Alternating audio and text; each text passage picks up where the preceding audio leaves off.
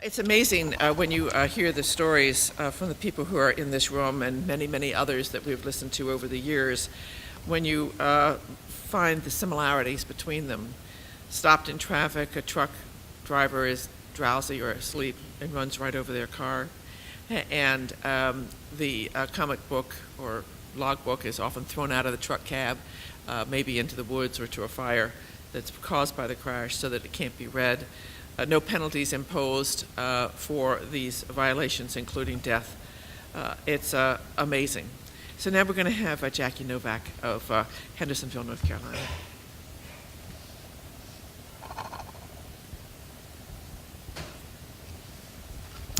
Good morning. My name is Jackie Novack, and as Joan said, I'm from Hendersonville, North Carolina, and none of you have any idea how badly I do not want to be here. I don't want to have a story to tell, but I do. My 22-year-old son, Chuck, and his girlfriend, 23-year-old Teresa Seaver, were two of 5 people who were killed in a crash on October 24th of last year when a speeding tractor-trailer crashed into a line of cars stopped on Interstate 26 due to an earlier crash. The truck did not slow down or brake, and there were no skid marks on the road. It is for this reason that I support the administration's proposed rule, which calls for a return to the traditional 10-hour limit for truck drivers, and the proposed rule that will require trucks to have electronic onboard recorders. The truck driver who killed Chuck and Terry was charged with 5 counts of involuntary manslaughter, falsified records, and a forged medical certificate, which on a personal note, apparently makes our case unique because so many of these drivers aren't charged with anything. We learned that the driver also had a prior record of multiple logbook violations, speeding, and other violations in several states.